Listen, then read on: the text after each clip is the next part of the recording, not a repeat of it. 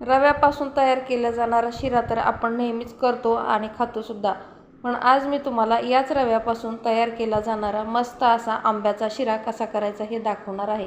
एकदम मस्त अशी रेसिपी आहे। चवसुद्धा अतिशय छान आहे, कलरसुद्धा अप्रतिम असा आलेला आहे। एकदम प्रमाणबद्ध अशी रेसिपी मी आज तुम्हाला देत आहे। त्यासाठी व्हिडिओला शेवटपर्यंत बघून घ्या आणि तुम्हीसुद्धा ही रेसिपी नक्की ट्राय करा। चला तर मग आपण रेसिपीला सुरुवात करूया। तर बघा, हा शिरा तयार करण्यासाठी इथं मी पाव कप एवढं तूप घेतलेलं आहे। तर तूप वितळवून पाव कप एवढं घेतलेलं आहे। त्यानंतर तूप छान गरम झालं की यामध्ये घातलेला आहे अर्धा कप रवा। अर्धा कप रव्यासाठी आपण अर्धा कप तूपसुद्धा वापरू शकतो, पण पाव कप एवढं तूप या शिऱ्यासाठी पुरेसं आहे, त्यामुळे मी इथं पाव कप एवढंच तूप वापरलेलं आहे। आता आपल्याला रवा या तुपामध्ये व्यवस्थित भाजून घ्यायचा आहे। तर खूप ठिकाणी असं सांगितलं जातं की रवा लाल होऊ द्यायचा नाही, जास्त तांबूस होऊ द्यायचा नाही, पण रवा चांगला भाजला तरच शिरा व्यवस्थित होतो आणि चांगला फुगतो आणि एकदम मस्त मोकळा सुटसुटीत झाल्यासारखा होतो, तो अजिबात चिकट होत नाही।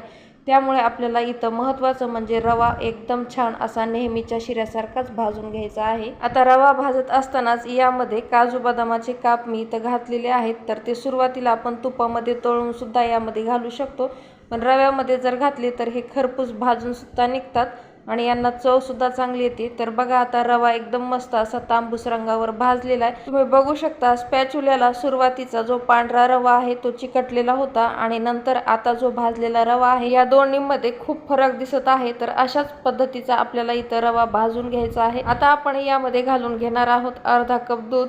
नॉर्मल किंवा गरम असं आपल्याला दूध इथं वापरायचं आहे, एकदम थंड दुधाचा वापर करायचा नाही। लगेचच आपण यामध्ये घालणार आहोत अर्धा कप साखर।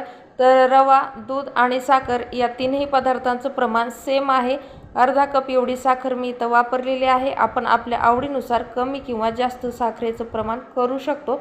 तर आता साखर या रव्यामध्ये घातल्यानंतर थोडंसं आपल्याला याला मिक्स करून घ्यायचं, मस्त असं हलवून घ्यायचं आणि लगेचच आपण यामध्ये घालणार आहोत या शिऱ्यासाठी लागणारा महत्त्वाचा पदार्थ, तो म्हणजे आंब्याचा गर। पाण्याचा वापर न करता आपल्याला हा आंब्याचा गर व्यवस्थित काढून घ्यायचा आहे आणि प्युअर आंब्याचा गर हा शिरा तयार करण्यासाठी आपल्याला इथं घ्यायचा आहे। तर 1 कप एवढ्या प्रमाणामध्ये मी आंब्याचा गर वापरलेला आहे। आता हे व्यवस्थित आपण मिसळून घेऊया। तर तुम्ही बघू शकता इथं आपण हा शिरा तयार करण्यासाठी पाण्याचा एक थेंबही वापरलेला नाही। मस्त असा आंब्याचा शिरा आपण इथं तयार करत आहोत। एकदम छान मोकळा सुटसुटीत आणि लुसलुशीत असा आंब्याचा शिरा करण्यासाठी एकदम साधा आणि सोपा आहे। आता आंब्याचा हा शिरा तयार करत असताना जो आंब्याचा गर वापरलेला आहे तो मी मिक्सरमध्ये न फिरवता डायरेक्ट तसाच यामध्ये घातलेला आहे। आपण तो मिक्सरवरती फिरवून सुद्धा या शिऱ्यामध्ये घालू शकतो, पण याची अजिबात गरज वाटत नाही, त्यामुळे मी हा गर असाच यामध्ये घातलेला आहे। आता व्यवस्थित ते स्पॅच्युल्यानं आपल्याला छान असं मिसळून घ्यायचं आहे। शिरा एकदम मोकळा सुटसुटीत होईपर्यंत आपल्याला कमी गॅस करून या शिऱ्याला चांगलं असं मिक्स करून घ्यायचं आहे, हलवून घ्यायचं आहे।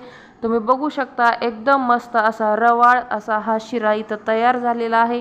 रव्याचा एक एक कण बाजूला करता येईल एवढा भारी हा आंब्याचा शिरा आपण इथं तयार केलेला आहे। आता यामध्ये आपल्याला शेवटी वेलचीची पूड मिक्स करून घ्यायची आहे। शिरा पूर्ण तयार झाल्यानंतर जर आपण वेलची पूड मिक्स केली तर या शिऱ्याला वेलचीचा एकदम मस्त असा सुगंध येतो, त्यामुळे आपल्याला वेलची पूड शेवटी मिक्स करायची आहे। आता या शिऱ्यामध्ये वेलची पूड नाही मिसळली तरीही चालते, कारण आपण हा आंब्याचा शिरा तयार केलेला आहे, त्यामुळे या शिऱ्याला आंब्याची चव, वास आणि रंग हा आलेलाच आहे।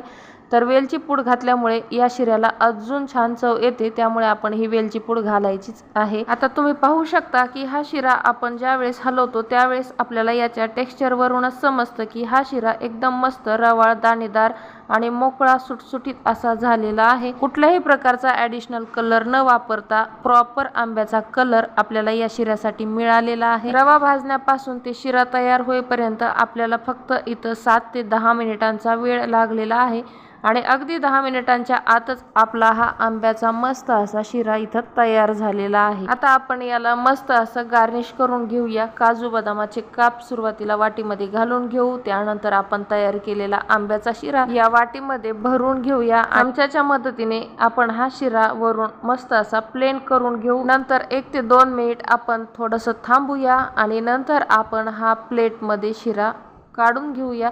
तर तुम्ही जसं व्हिडिओमध्ये बघत आहात अगदी तशाच पद्धतीनं आपण हा शिरा सजवू सुद्धा शकतो किंवा डायरेक्ट आपण प्लेटमध्ये वाढून घेऊन खाऊ शकतो।